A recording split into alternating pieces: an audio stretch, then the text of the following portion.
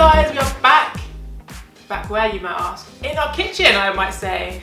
We have created another delicious recipe for you guys. Amazing intro. It's super simple, healthy, 30 minutes, and you are gonna love it. Yeah, we're gonna be cooking a butternut squash peanut butter curry. It's officially got 3 of our favourite things. It does. Butternut squash. Butternut squash. Tick. Tick. Peanut butter. Peanut butter. Very big tick. Huge tick. And it's a curry. Triple All tick. in one. Yeah, no more picking up the phone on a Sunday night. No more excuses to order a curry takeaway. We have taken things into our own hands and we're gonna be making it ourselves. It's gonna be so delicious and we love it. Yeah, let's cook. So for this recipe, we're teaming up with our friends at Flora, and we're gonna start by adding a pretty generous tablespoon of the Flora buttery to a large saucepan on a medium heat. Once the Flora buttery is melted, add in the diced red onion to the saucepan and fry it for around 5 minutes, stirring occasionally. As soon as that red onion starts to go a bit translucent, throw in the diced ginger and garlic, fry it off for a couple of minutes, and again, give it a stir every now and then just to stop it sticking to the pan.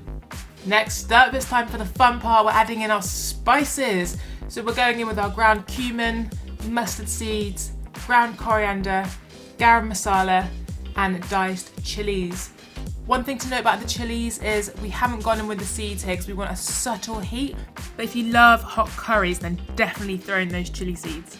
Now just give everything a really, really good stir and leave it to fry for about 2 minutes.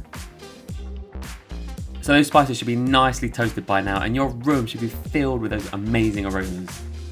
Now go with the tinned tomatoes, the coconut milk, and give everything another good stir. Then throw in the tomato puree, the peanut butter, which is the star of the show, add the soy sauce, a pinch of salt, and again give it another quick stir. And then we're gonna add our cubed butternut squash. Give everything a really good stir, then leave that curry to simmer with the lid on for about 20 minutes, or until that squash is pretty much cooked but still has a lovely bite to it. Just a quick tip, check on that curry every so often and give it a quick stir just to stop it from sticking to the bottom of the pan.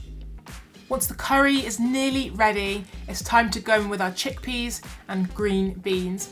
Throw them straight into the saucepan, give them a good stir and leave it to simmer for about 5 minutes with the lid off. Right, we are nearly there. As soon as those beans and that squash have finished cooking, those beans should still have a nice crunch to them.